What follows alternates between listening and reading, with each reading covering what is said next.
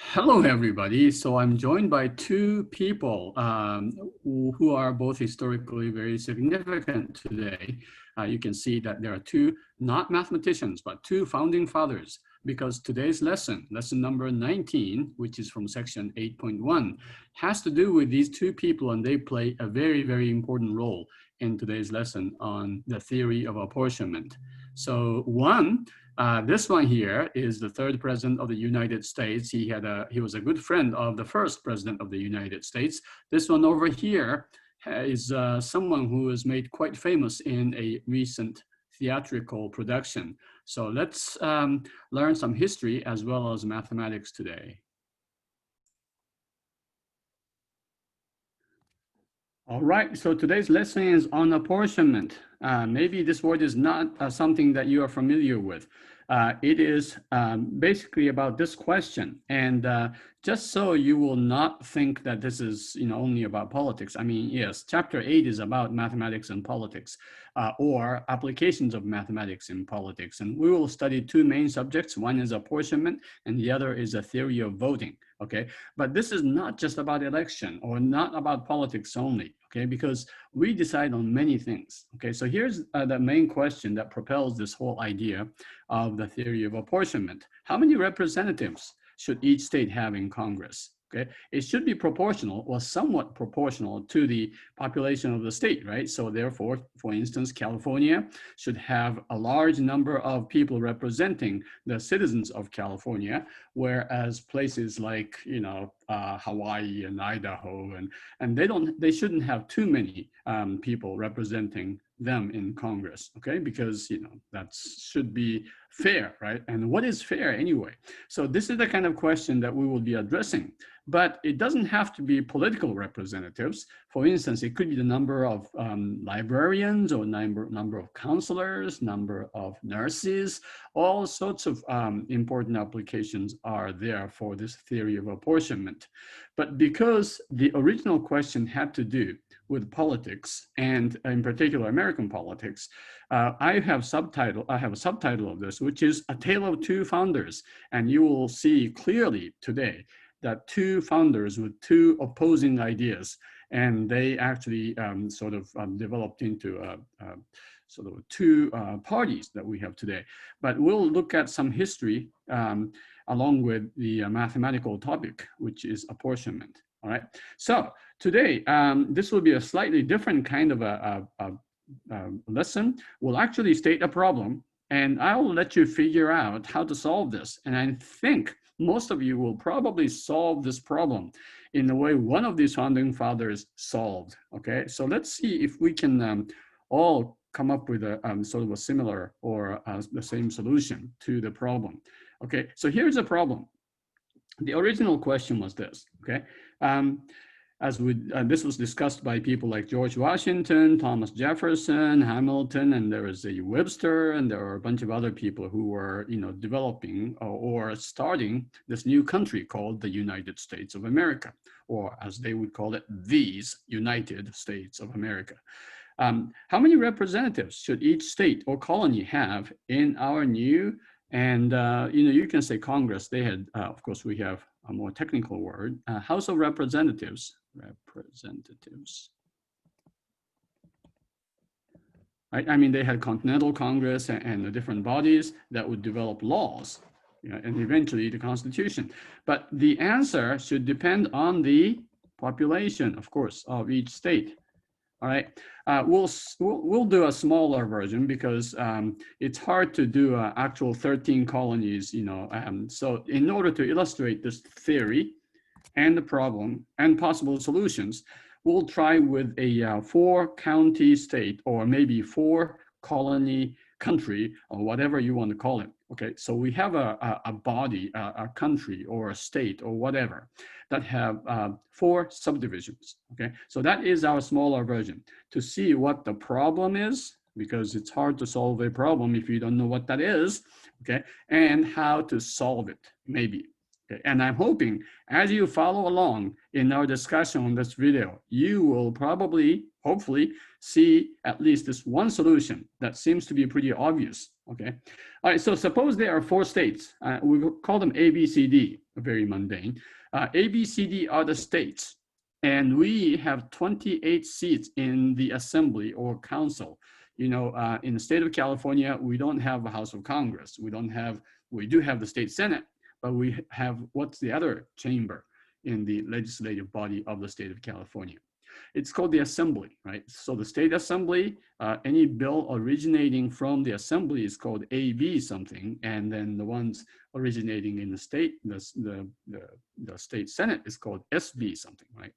All right, so let's say we have a assembly that has 28 seats, and the population of each of these states are as follows. A has 380, that's a small state. B has close to 2,000, C has 840, and D has 2744.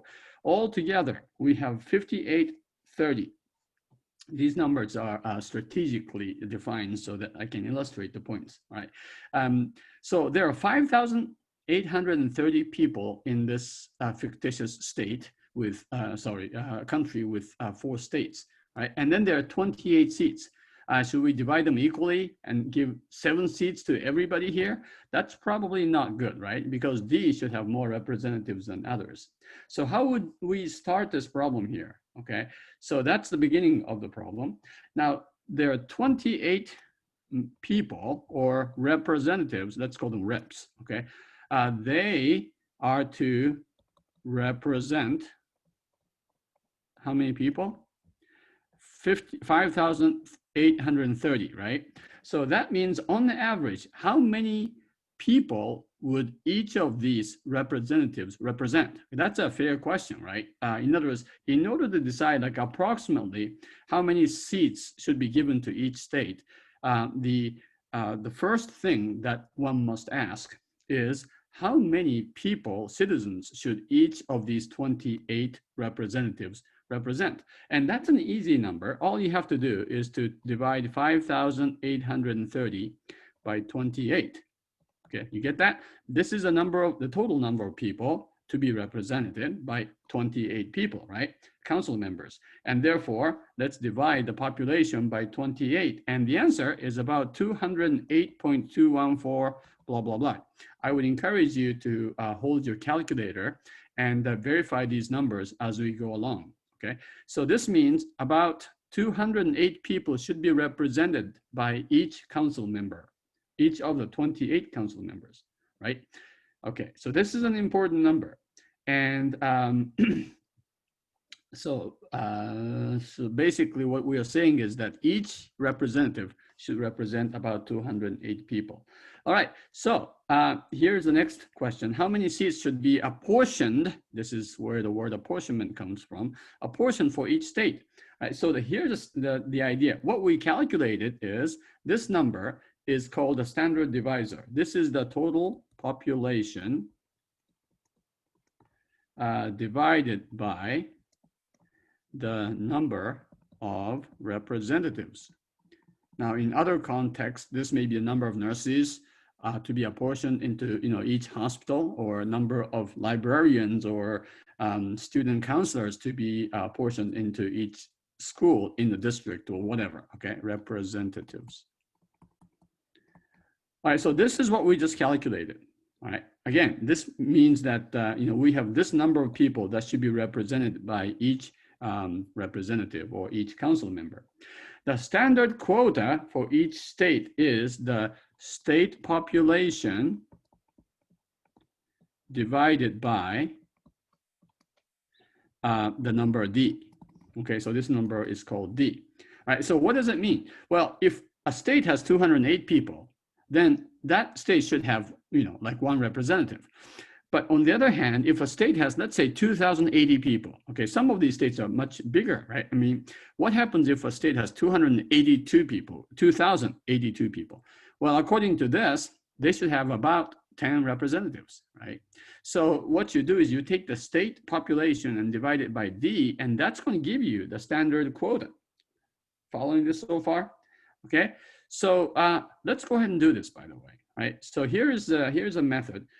Together, remember, we have 5,830 people to be represented by 28. So in this case, we found that our divisor is 208.214, blah, blah, blah. Okay, so all you have to do is to take the population and divide by D. Okay, so this number here is the state population divided by D. Okay, and you can do this on your own. 310 divided by 208.2184. This you can, if you know how your memory button works on your calculator or computer, you can put this into your memory and recall it. But anyway, 310 divided by 208.214 is approximately 1.489. And this number, 1936 divided by D, is 9.298. Okay, so these are the approximate numbers of representatives needed for each state. C, 840 divided by 208, you can do this in your head. It's going to be close to 4, right? 4.034. 2744 divided by 208 is 13.179. If you add them all up, this will be this divided by that, and certainly it's going to be exactly 28. Now this is by default because we divided this by this to get this number D. So if you divide this number by D, you should always get 28. That's no surprise. Okay, so perfect, right? The problem solved. Well, wait a minute. So what this is saying is that state A should have 1.489 people, and state B should have 9.298 representatives, and state C should have 4.034 representatives. You see the problem? Yeah, the problem is that these are almost always decimal numbers, and we don't have decimal number of people. We can't have 1.489 people representing state A, right?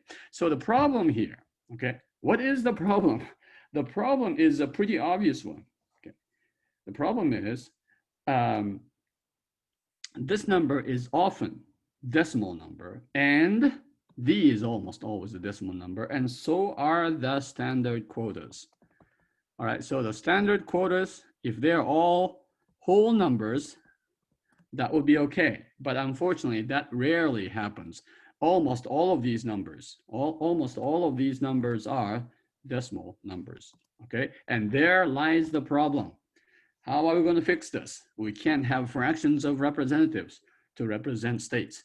Well, I guess maybe you could try to do that, you know, give like one specific representative an extra 0.489 votes or something. Okay. Now, how are we going to solve this? Just think about how you would solve this if you were to start a country and somebody asks you for a solution. How would you do that? Okay. First, calculate the minimum quota for each state. We did that, right? And then we got the part. So maybe what we should do is instead of 1.4, you know, okay, so I think we all agree that state A has 1.489 as the standard quota. We should give them at least one seat, right? Maybe not two, but one. And then how about this one, 9? C is 4 point something, so we should have at least 4 seats for state C. And for state C, D that has 13.179, we should give at least 13 seats. Okay, so this is called the minimum quota. So the minimum quota,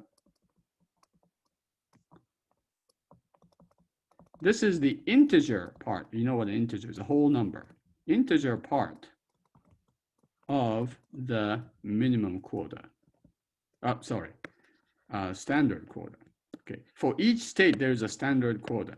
Okay, that's this thing here. Let me just underline this. Right. So I will try to color code this. All right, so the minimum quota refers to the integer part or the integral part of the standard quota. So if you have 1.4, just get, so basically it is the you know, you round all of these numbers down to the nearest whole number, which is less than the standard quota. So 9.2 becomes 9, 4.0 becomes 4, 13.17 becomes 13, and so on, right? So you round down in each situation so that this whole number part is represent, oh, I guess I should not be marking this so much, right? So that's a minimum quota. Now, let's see if we add the minimum quotas, what do you get? That's 10, 14, 13, that would be 27, okay? Now, you see the problem here, right? The first problem was that these numbers are fractions or decimal numbers. You can just round each number off to basically the highest integer that is less than or equal to that number quota.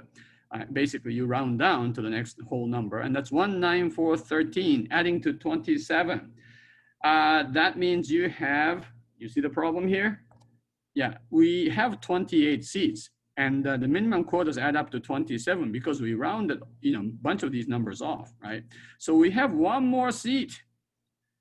One more seat is available. Who is going to get that coveted seat? A, B, or C, or D?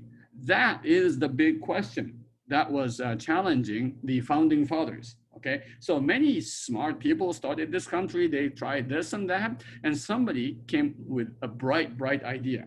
Okay, this founding father decided, well, you know what? Give that one extra. If there's any extra seat at the end of this process, give that extra seat to which one do you think would deserve one? Just look at these numbers. I think you can tell. Maybe you can repeat history because we are bound to or destined to repeat history if you don't know history. Well, so this historical figure looked at this, and I mean, just think about this. Guess what the first solution was? Okay, one more seat is left. Who's going to get that extra seat? In other words, one of these states will get one extra seat above the minimum quota, thus making the total 28. Right? I think you have figured this out. I hope you. I mean, it's too bad it's a video and I can't synchronously talk to you. But I think some of you are thinking, well, that's an easy problem because all you have to do is look at the part you threw out. This is 0.489. This is the biggest of these fractions we threw out, right? 0.298, 0.034, that's really small, 0.179. Clearly, this is the biggest fraction we threw out, or the decimal part we threw out. So A should get that extra. Let's add 1 here. So you have 2, 9, 4, 13, and that would add up to 28. Yeah, right. Oh, I guess I should not have put those numbers in here. Let me just go ahead and try this again because I have had the columns organized so that we can write down exactly what we're doing. All right, so one of the founding fathers came up with this obvious solution, which is to take the remainder part. What is the remainder that you threw out when you came up with the minimum quota? The answer for A, that's 0.489. For B, that was 0.298. For C, that was 0.034.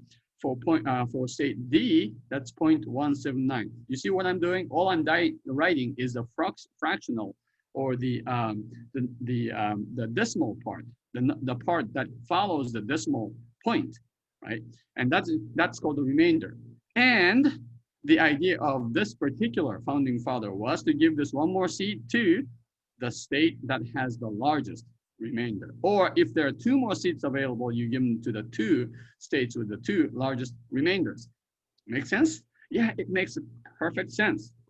In fact, it makes too much sense. Okay, maybe it's too simple. So in this particular case, right, the remainder was biggest for state A with 0.489. Congratulations, state A, you're going to get 1 more here, right? So that would be 2 seats for A, 9 for B, 4 for C, and 13 for D. And guess what? Because we added 1 more to this number, now we have 28 seats. All seats are filled with the representatives, decided by this method in which the state with the highest remainders highest remainder was able to get that extra seat, or maybe 2 states if there are 2 extra seats. All right. So basically, the amount after the decimal number called the remainder would dictate which state or states will receive those extra seats. All right. So that was a very simple solution. Maybe you could have come up with this. Maybe I could have come up with this. The person who came up with this is very, very intelligent and very well-known person. In fact, he was the first Secretary of the Treasury. And what is his name? What is his name? His name is Alexander Hamilton. Yes, that is him. So we call this Hamilton's method, all right? Hamilton's method is the method where the extra seats are given to the state or states with the highest remainder or remainders. All right, so that is a pretty good idea, right? Now I want you to go to the second page, and I want you to repeat this, okay? Except, and I'll try to, maybe you can do this in pencil because I'll go over this, but I'd like you to try this first. Let's say instead of 28, they have decided to increase the size of their Congress or the council. And so now they added one more seat, okay? So now they have 29 seats. What happens to the numbers? Remember, A, B, C, D, respectively, got 2, 9, 4, and 13 representatives at the initial stage. But when they add one extra seat to 29, then that's what's going to happen here. I want you to fill this out. Now, I'm going to get you started here. Of course, the first thing you have to do is to figure out the new standard divisor. You divide the total number of people by the number of seats, okay? And that's going to give you not 208 as before, but 201.0345, blah, blah, blah. And that's the number of people each representative should represent. Did you get that?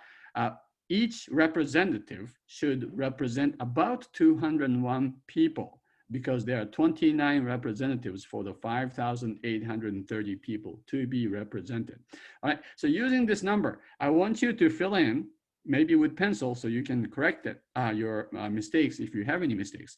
Find a quota which will be decimal. This is the standard quota. Okay, this will be most likely decimal numbers, and then minimum quota, and then try to write down the remainder. This is after the decimal point, and then the number of seats, and then leave this one blank for a little bit, okay? And when you think you have done this, you can go to the second part of this video.